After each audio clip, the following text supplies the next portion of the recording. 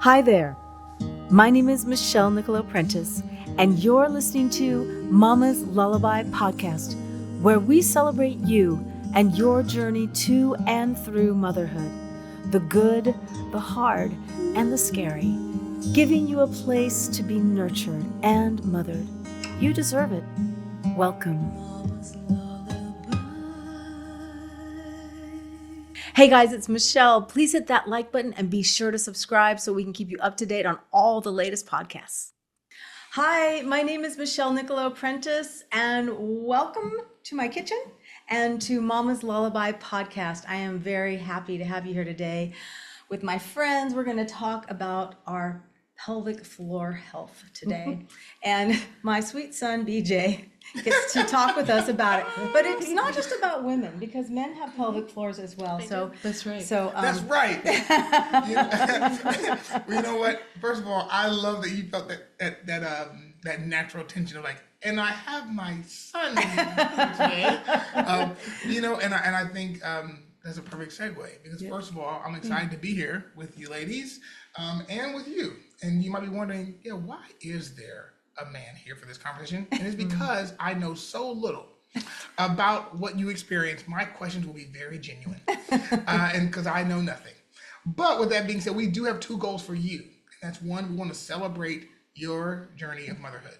No matter how it looks, no matter how winding it may be, no matter how you became a mother, we want you to know your journey is worthy of being celebrated. The second thing we want to do is we want to create an environment where mothers feel that they can be nurtured and mothered. So many of you are like, yeah, you're right. I don't feel like I'm in these spaces where I get to be mothered anymore. When I show everybody calling my name and expecting me to be the mother of everyone who's around me. And that's why we created this podcast, to give you a space where you can be mothered again. Because maybe, just maybe, I wonder maybe we can take a little vote here. How many of you had your mother give you a pelvic floor talk, right?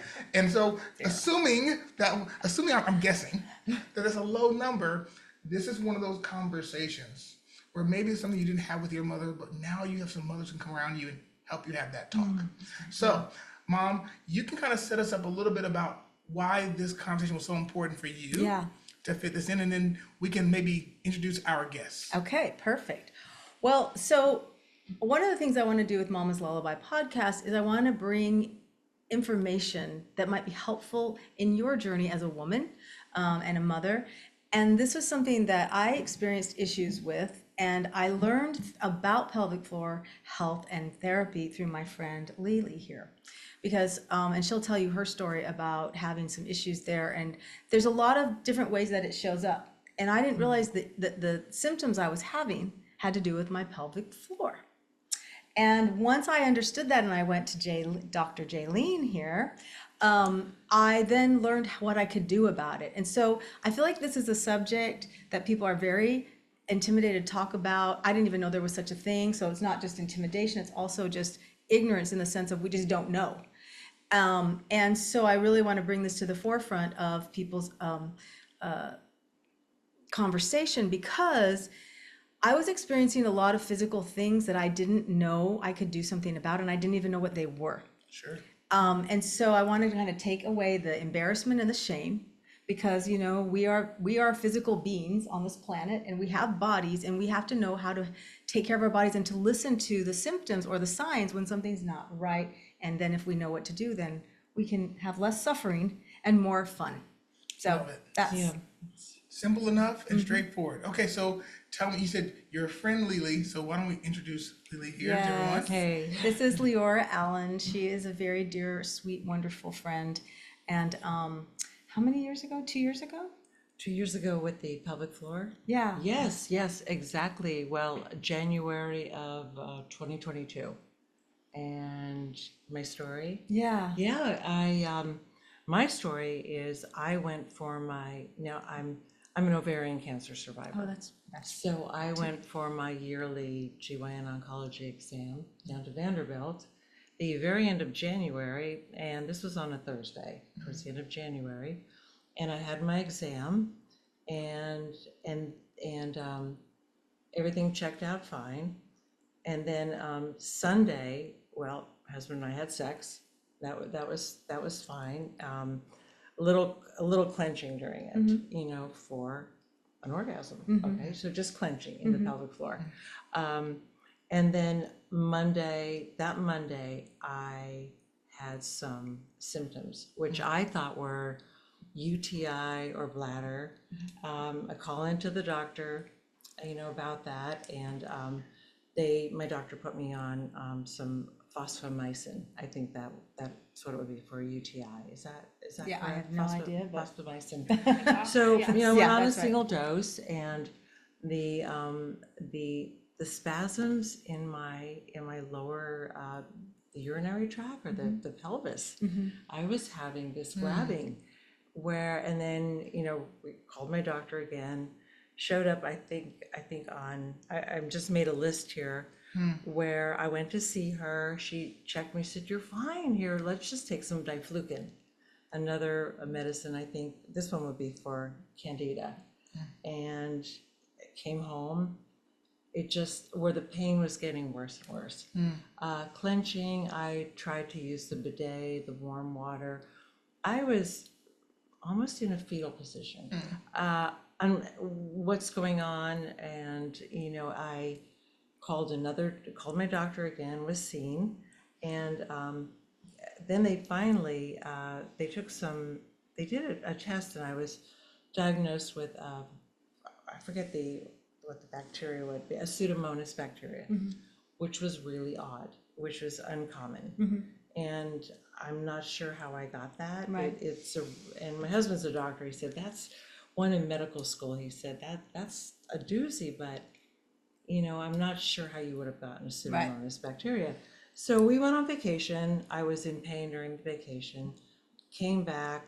We actually called another doctor, head of GYN oncology down at Vanderbilt. He was a little frustrated. It was not a common complaint. Right. We can't find anything in science. Anything in science that's going to help her. I was in tears. And you were in agony because I remember you calling me just like, it's so painful, I cannot even function. And my husband, and he said, there's something wrong. There's something wrong here. We've got to get to the bottom of it. So the funny story, I went then a few days later, after another dose of, say, fosfomycin or diflucan, I went to see my internist. I went to see my doctor, Womack, who's an internist at Vanderbilt. And he said, "I know you." He said, I think I could help you. And he's so experienced. He said, "I think you have some pelvic floor issues." And he said, I know someone you could see, a doctor out here in Franklin with Vanderbilt, if I can mention that. And he said, to get you through the weekend, I'm going to put you on this nerve medicine, a low dose of gabapentin. And he says, I know you're anti-medicine. So he gave me a smidge to get me through the weekend, put me in touch with Dr. New, who's a pelvic floor specialist. She's an MD gynecologist. And the following week, I went to see her. And she did a pelvic with a Q-tip. And she said, oh my goodness. She just checked me with a little Q-tip, and I saw stars. You're saying it was so painful, I just saw the touch. stars, and she diagnosed me with pelvic floor myalgia and vulvodynia. And the myalgia would be the muscle, meaning muscle. The vulvodynia would mean pain in the area outside the vagina, vulva area. And when I left the office, I was doubled over from the clenching now. I know it was the clenching. And long story short, through another sports medicine doctor, my husband was talking to him, and he said, I know of a pelvic floor therapist who just came to town. And I'm like, praise. Shine a light on her head. And it's almost, it's something that you're diagnosed with, and nobody wants to talk about it, and you're hanging your head. You feel like nobody understands this. What's wrong with me? Lo and behold, on April the 1st, 2022, I met Jaylene. and boy, did I get an education. Yes. I got an education about 3 pelvic floors and internal help with Jaylene, and you could describe that a little better than I could. And then learning about how we as women have, like you hear Kegel exercises, but how we clench. We just think everything has to stay like up, tight and firm, which is, we have to let it go. And through exercises and therapy with Jaylene for, I would say, a good year, and now learning the tools that I need to learn when I have a flare up. She's a godsend. This woman, you saved my life, and I have a story to tell, to other women, and who they say, oh, I need this, or in one facet or another. So, and I'm healthy today. Yay. I have flare-ups, but I know the tools that are at my fingertips. Yeah. That's beautiful. That's the key. And there's so much to this, but there's so many little different areas of pelvic floor health.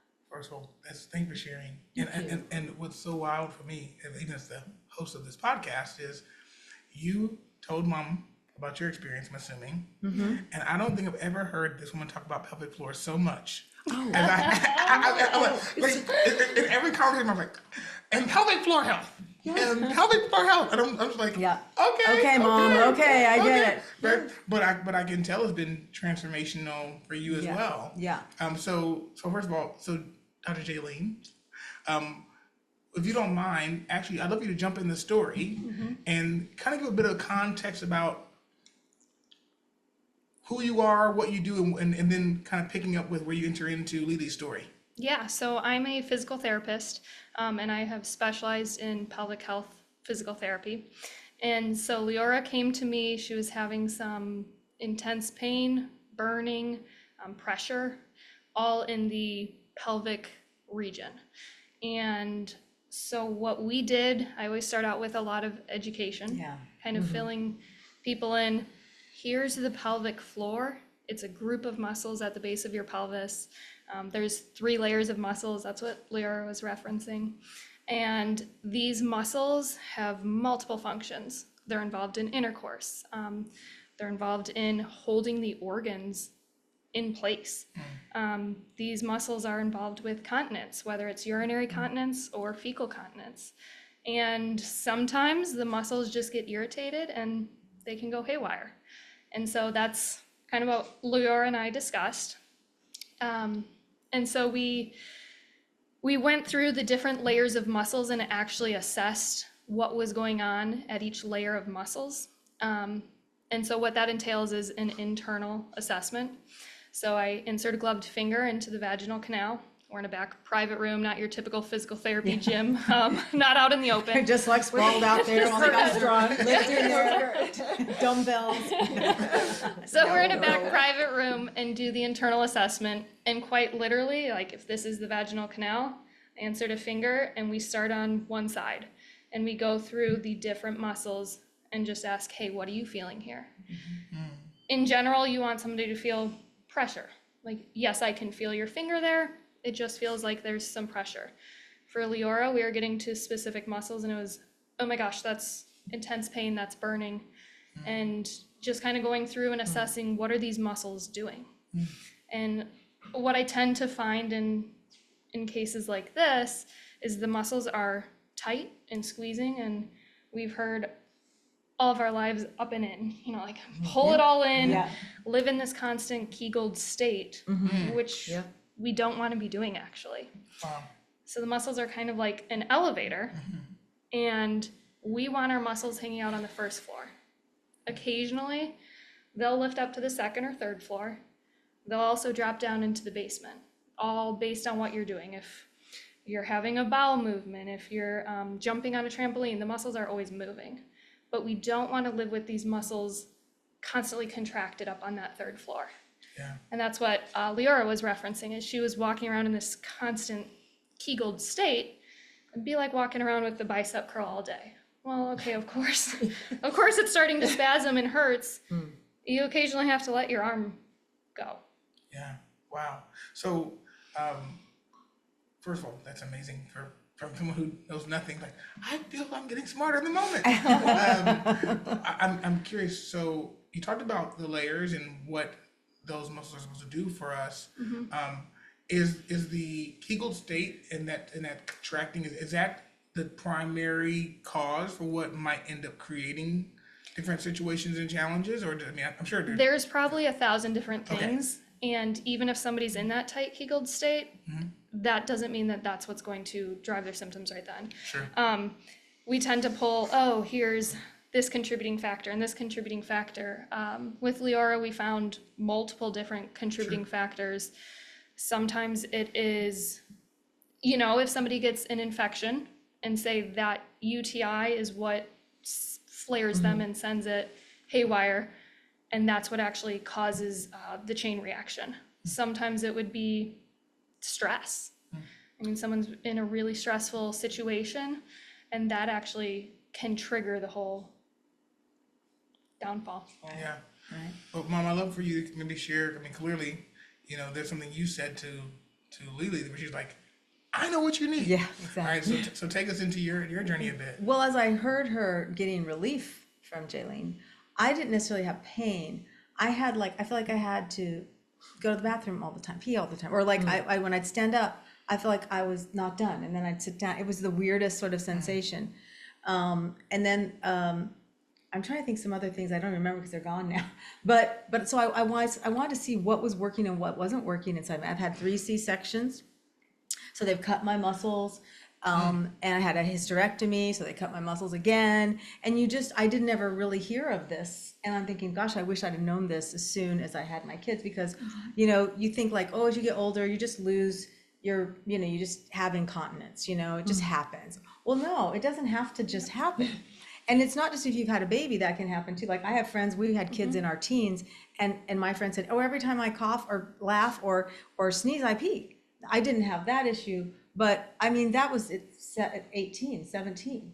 So I went to Jaylene and she said, do you want me to do the full exam? I said, yeah, I want to know what's going on inside of me so that I can fix it and not have these issues anymore. So she did the exam, then she just gave me some exercises to do. And it was very simple, but so educational. And you were telling me like in Europe, that's part of the care after you have a baby and stuff, right? Yes, there are different countries that you'll get automatically 6 visits with a pelvic floor therapist, regardless if you have a C-section or a vaginal delivery, because we're going to go through and actually assess and say, hey, here's what's going on either with the abdomen or with the like vaginal canal or tearing, anything like that. And say all of that is clear, you look great. Okay, well, let's talk about the other things that you may be experiencing now with a newborn. Are you having mid-back pain because you're constantly in this rounded state, changing diapers? So like, let's prevent things. Let's educate you. It used to be common. I hear this a lot with patients come in and they say, oh, right after I gave birth, they told me to just Kegel when I'm peeing. I tell patients all the time, okay, no more Kegeling while you're peeing. This is going to get very sciencey, but an inverse relationship between the pelvic floor muscles and the bladder, where the bladder is expanding, the pelvic floor muscles are contracted. As soon as the bladder starts contracting, the pelvic floor muscles will relax, so you can go pee. Well, say the bladder is contracting, you're peeing, and then all of a sudden you squeeze your pelvic floor. That can actually mess with the signal and can lead to urinary retention. Wow. So now you're having another issue because you're kind of Kegeling while peeing when that's not a normal time to Kegel. That reminds me, what was happening is I was going to the bath, I better go before I leave, just in case I have to pee. I better go before. Yes. I was doing that a lot. She The says, just in case avoiding. the just in case. Yeah. And tell us why that's bad. So in general, our bladder is going to be filling, and at about half full, it's going to give you a signal that, hey, I'm about half full. Start looking for a bathroom. You should be able to defer still for another hour or so. Depending also, I mean, there are other factors. If you just chugged water, okay, it's not going to be an hour, but if you start going just in case and it's only a quarter of the way full, well, you're retraining your bladder. Your bladder is a muscle It's a smooth muscle. But that bladder can learn then, oh, I'm not supposed to expand all the way. Every time I'm a quarter of the way full, I need to go find a bathroom. And then all of a sudden you can't grow your bladder. You're peeing all the time. You have That's urinary right. frequency. Does that happen with More men issues. as well? Yeah, that could definitely happen. That with men. explains everything. So I always tell Yeah. people, just because you're leaving the house and say you're coming to my clinic, don't pee just because you're getting in the car. We have bathrooms at the clinic. Go pee when you have the urge. Yeah, sure. Exceptions to that, you always want to go pee right before you go to bed. Go pee before a long road trip. Or if you know there's only porta potties there, When I'll make the exception. when I saw you, I was peeing 3 times a night.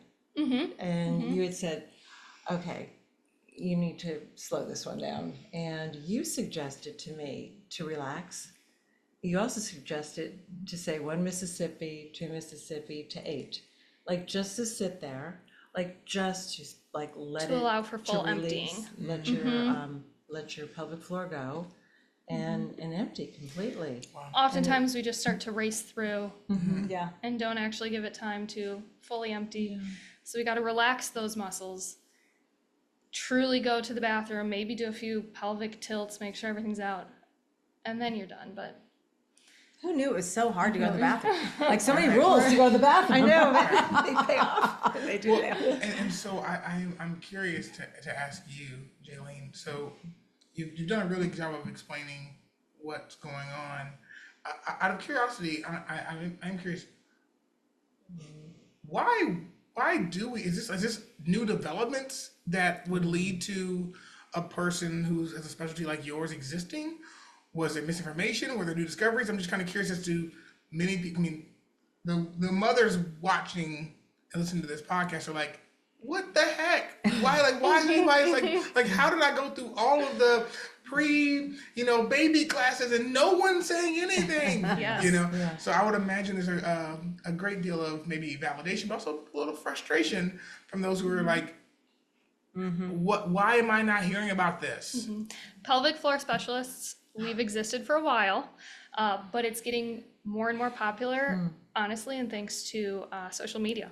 And so there are a bunch of pelvic floor therapists on Instagram and TikTok just kind of spreading the information.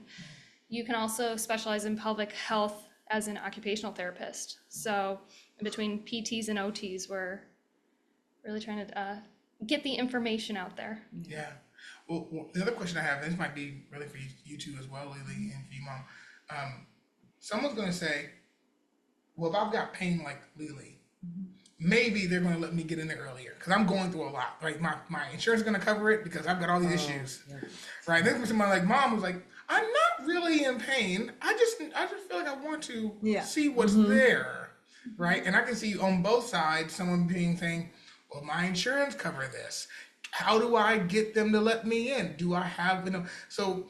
And I'm not. You're not. She is a physical therapist, not an insurance agent, right? Yes. So what? So, Yes. so we are not holding you accountable, Right. but we are asking something. Maybe your experience, Lily, yours, Mom, and also your observation, Jaylene, about what it looks like for someone to be able to get into one. Does everyone have to wait till they get to Lily's situation to be able to see a specialist? Not at all. Okay. I work at a clinic where we actually don't take insurance. And so And that allows for me to be way more flexible with my schedule. And if you want to speak to that, Leora. well, my doctor put me in the system with the PT clinic, and before I found out about Jaylene, and I called over to the clinic, and a fellow answered, and it was busy, and you feel like you feel Of course. intimidated, embarrassed, or like ashamed.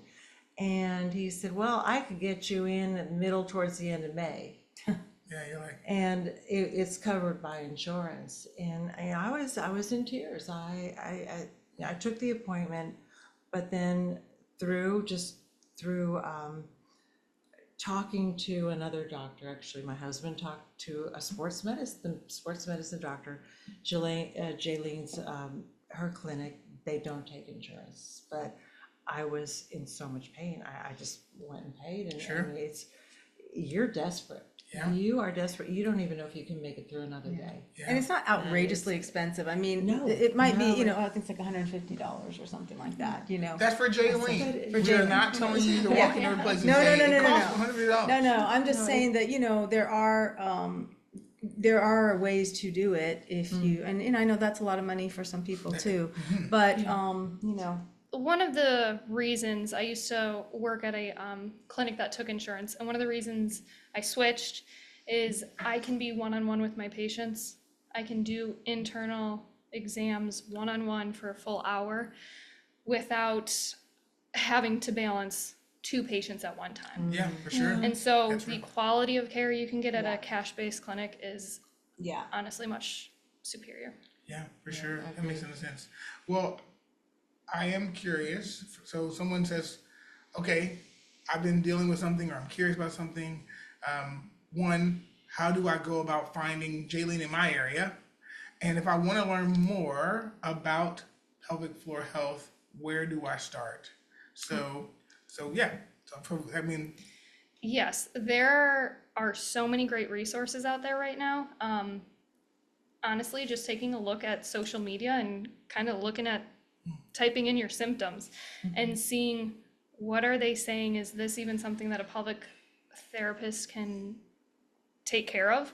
And a lot of the times the answer will be yes. If it's in this region, we've probably seen or heard of it, and if we can't treat it, we're going to direct you to who can, whether that's, oh, you need to see, a nutritionist, or, hey, I think you'd really benefit from some other intervention.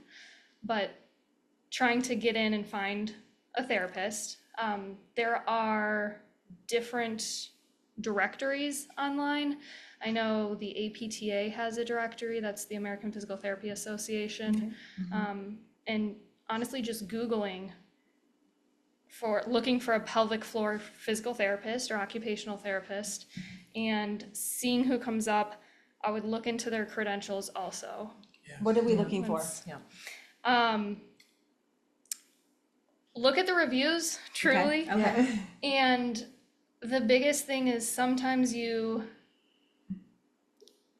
can find some specialists in these big box PT clinics who have just kind of been pushed into that role, but that's not really and they're their- not passionate about it, and they're just kind of filling the role because they need to. Those are hard ones to kind of figure out how to avoid, but you want to make sure that your pelvic therapist is passionate about what they do. yeah, that's great. And Lily, I know there's a resource that was helpful to you Oh. on your journey as well. Well, this was recommended by Jaylene. Okay. I said this Yeah. pelvic pain explained, and it's exceptional. That's I awesome. mean, it talks about women, it talks about men, it talks about, well, it tells stories. And it's instead of just facts, it tells stories along the way, and it is just a wonderful resource. That's awesome. That's awesome. And that was written by 2 pelvic floor physical therapists. That's awesome. I have a question. So you're about ready to have a baby, your first baby. Yes.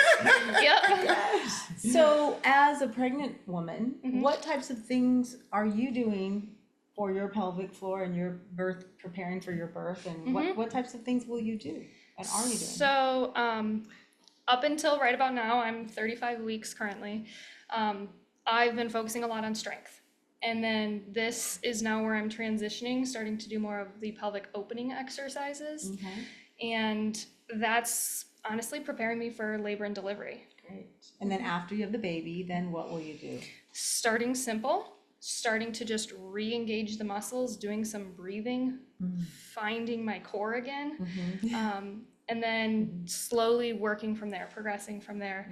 And it's hard to say, hey, this is what I'm gonna do. Of course. Because I don't know what's gonna happen. Sure. And so it's all gonna be, individualized even to How me. do you check yourself? Or do you have someone that helps you? So I haven't needed to do an internal assessment. I've had internal assessments done on me during our like when I learn everything Sure. I perform, I've had performed on me. Sure. But if I need to, I'll find another pelvic floor Yeah. physical therapist who can, do the Yes, assessments. it's not something you can do yourself. I can feel the muscles, but I wouldn't be able to treat them. Yeah, of course, yeah, yeah. Well, I want to talk quickly before we end this segment is about the shame and the embarrassment of talking about this stuff, saying the words. Right. I really want to just let go of that, because the more we can just be okay with our bodies and taking care of them and saying those words, pelvic floor, vulva, vagina, whatever it is, right? They're just words. Right. And they're just words, and we've given them such meaning, Yeah. But it's so important that we feel comfortable to talk about it, so that someone's not suffering in silence because they're too ashamed to say something. So I thank you for being brave to talk about your personal experience, because I know it's a lot to talk to a lot of people that you don't know about your very personal, private parts. So women have to support women. Yes. We have to have the conversation. I mentioned it to a woman when I was going through this, and she said, how could you be so open? And she was beet red, and actually she ended up being a patient of Jaylene's. Oh, that's Yep. great. But it was unspoken, and I mean, it's sad. But we have to keep we have to be safe for each other. Yeah, that's right. And just be open, and there are bodies. Yeah. There's nothing to be ashamed of. No, And nothing at all. So, and we teach our children, and I have grandchildren, Yeah. and I'm teaching them about Yeah, counting to Mississippi when they Yeah. urinate. So we have to just empower each other. knowledge is power if you use the knowledge. Absolutely, yes. Right? Beautiful. Correctly. And I really think that every woman at some point in their lifetime will benefit from seeing a pelvic floor therapist. I mean, I see individuals as young as 15 up through, there's no end cap. What's the oldest, most senior person you've seen? 92, I believe, That's right so now. awesome. So there's always hope. That's the thing. So whether you're a new mom or you're a grandmom or you're a great grandmom and you're having any issues at all, it's not too late, right? It's not too late. Go and get some help, seek some help. It's just, And it doesn't have to be as painful, severe, intense Right. as Leora's experience. it didn't hurt me when she did the exam. I mean, there were some parts that were a little tender, but it wasn't like send me through the roof, because I didn't have the same issues that she had, So, yeah. So it's just, I'm so grateful for you So and am for I. you. Oh gosh, And, life is good now. Much better. Yeah. Thank you. Yeah. Thank That's you. beautiful. Well, first of all, I think this episode does a great job of hopefully helping you understand why this podcast exists, right?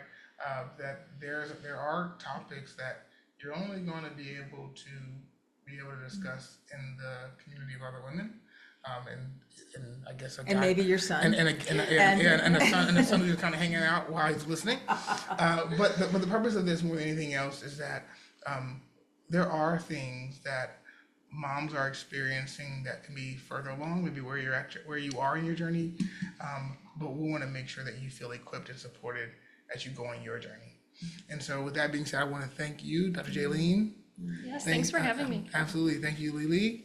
Thanks, Mom. Thank you, BJ. Absolutely my pleasure. And Baby. yeah. We bless that. Send all your good love and That's energy. right. And we hope you'll join us on the next episode of the Mama's Lullaby podcast. Yeah. Bye. Thank you. Bye. Mama's